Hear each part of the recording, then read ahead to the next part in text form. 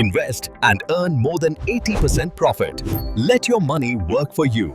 Check description for more information. Hi audience, welcome to Hollywood Yatra YouTube channel. ಇವತ್ತು ನಾವು review ಮಾಡ್ತಿರೋ cinema the long good bye. ಈ cinema release ಆಗಿರೋದು 1973. ಇದು ಒಂದು ಕ್ರೈಮ್ ಡ್ರಾಮಾ ಮೂವಿ.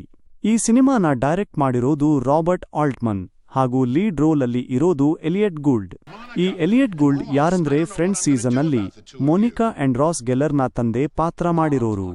ಇದು ಫ್ಯಾಮಿಲಿ ಜೊತೆ ನೋಡೋ ಸಿನಿಮಾ ಅಲ್ಲ.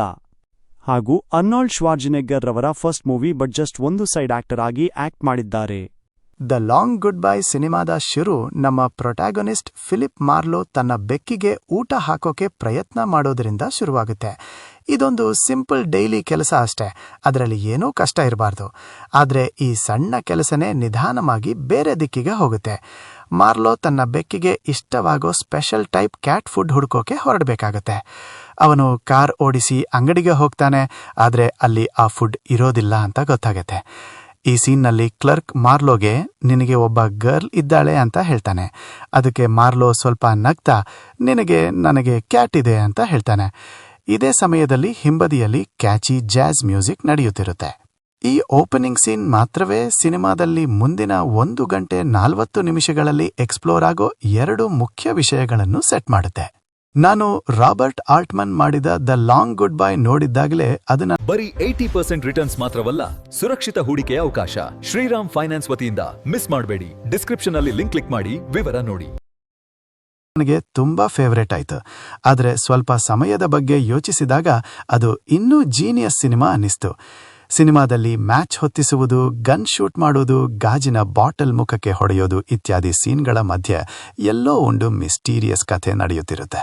ಮತ್ತೊಂದು ವಿಷಯ, ಈಗ ಸಿನಿಮಾದ ಕಥೆ ಸ್ಪಾಯ್ಲ್ ಮಾಡ್ತೀನಿ. ಆದ್ರಿಂದ ನೀವು ಸಿನಿಮಾ ನೋಡಿಲ್ಲ ಅಂದ್ರೆ ಮೊದಲು ಅದನ್ನು ನೋಡಿ. ಫಿಲಿಪ್ ಮಾರ್ಲೋ ಅನ್ನೋ ಕ್ಯಾರೆಕ್ಟರ್ ಸುತ್ತಲಿನ ಸ್ವಲ್ಪ ದೂರ ಇದ್ದ ಹಾಗೆ ಕಾಣ್ತಾನೆ.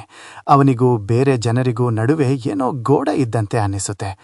ಸಿನಿಮಾದ ಶುರುವಿನಲ್ಲಿ ಅವನು ತನ್ನ ಹಳೆಯ ಫ್ರೆಂಡ್ ಟೆರಿ ಲೆನ್ನಾಕ್ಸ್ ಜೊತೆ ಮಾತನಾಡೋದು ನಾವು ನೋಡ್ತೀವಿ. ಮಾರ್ಲೋ ಮತ್ತು ಲೆನ್ನಾಕ್ಸ್ ನಡುವಿನ ಆ ಕಾನ್ಫಿಡೆನ್ಸ್ ಸಿನಿಮಾದಲ್ಲಿ ಬೇರೆ ಯಾರ ಜೊತೆಯೂ ಮಾರ್ಲೋಗೆ ಇಲ್ಲ. ಅವನು ಲೆನ್ನಾಕ್ಸ್ ಮೇಲೆ ಇಟ್ಟಿರೋ ನಂಬಿಕೆ ತುಂಬಾ ಸ್ಪಷ್ಟವಾಗಿ ಕಾಣಿಸುತ್ತೆ. ಮಾರ್ಲೋ ಒಬ್ಬ ಐಸೋಲೇಟ್ ಆದ ವ್ಯಕ್ತಿ. ಅವನಿಗೆ ಲೆನ್ನಾಕ್ಸ್ ಹೊರತುಪಡಿಸಿ ಬೇರೆ ಯಾರ ಜೊತೆಯೂ ಅಷ್ಟು ಕನೆಕ್ಷನ್ ಇಲ್ಲ. ಆದ್ರಿಂದಲೇ ಸಿನಿಮಾದಲ್ಲಿ ಮಾರ್ಲೋ ಲೆನ್ನಾಕ್ಸ್ ಹೆಸರು ಕ್ಲಿಯರ್ ಮಾಡೋಕೆ ಅಷ್ಟು ಒಬ್ಸೆಸ್ಡ್ ಆಗಿರೋದಕ್ಕೆ ಈ ಆರಂಭದ ಸಣ್ಣ ಸಂಭಾಷಣೆಯೇ ಆಗತ್ತೆ. ಆಲ್ಟ್ಮನ್ ಇಷ್ಟಿದ್ರೆ ಇದನ್ನ ಸಿಂಪಲ್ ಆಗಿ ಹೇಳ್ಬಿಡಬಹುದು, ಅವರು ಒಳ್ಳೆ ಸ್ನೇಹಿತರು ಅಂತ. ಆದ್ರೆ ಅವರದನ್ನು ನಮಗೆ ತೋರಿಸುತ್ತಾರೆ. ಮಾರ್ಲೋ ಎಷ್ಟು ಲೋನ್ಲಿ ಅನ್ನೋದನ್ನ ಕೂಡ ತೋರಿಸುತ್ತಾರೆ. ಅದರಿಂದ ಲೆನ್ನಾಕ್ಸ್ ಅವನಿಗೆ ಎಷ್ಟು ಮುಖ್ಯ ಅನ್ನೋದು ನಮಗೆ ಗೊತ್ತಾಗತ್ತೆ.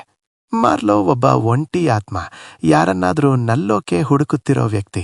ಆ ವ್ಯಕ್ತಿಯನ್ನು ಅವನು ಲೆನ್ನಾಕ್ಸ್ನಲ್ಲಿ ಕಂಡುಕೊಂಡಿದ್ದಾನೆ. ಸಿನಿಮಾದ ಕೊನೆಯ ಭಾಗದಲ್ಲಿ ಬರುವ ಟ್ವಿಸ್ಟ್ ತುಂಬಾ ಶಾಕಿಂಗ್. ಲೆನ್ನಾಕ್ಸ್ ಸಾಯಿಲ್ಲ ಅಂತ ಗೊತ್ತಾಗುತ್ತೆ. ಮಾರ್ಲೋ ಅವನನ್ನು ಮತ್ತೆ ಕಂಡುಕೊಳ್ತಾನೆ. ಆಗ ಲೆನ್ನಾಕ್ಸ್ ಸತ್ಯ ಹೇಳ್ತಾನೆ. ನಡೆದದ್ದೆಲ್ಲ ಅವನು ಪ್ಲಾನ್ ಮಾಡಿದ್ದದ್ದು. ಮಾರ್ಲೋನನ್ನ ಅವನು ಬಳಸಿಕೊಂಡಿದ್ದ. ಅವನಿಗೆ ತಪ್ಪಿಸಿಕೊಳ್ಳೋಕೆ ಮಾರ್ಲೋ ಬೇಕಾಗಿತ್ತು. ಆ ಕ್ಷಣದಲ್ಲಿ ಮಾರ್ಲೋಗೆ ಒಂದು ದೊಡ್ಡ ರಿಯಲೈಸೇಷನ್ ಬರುತ್ತೆ. ಅವನು ನಿಜವಾಗಿಯೂ ಒಂಟಿ.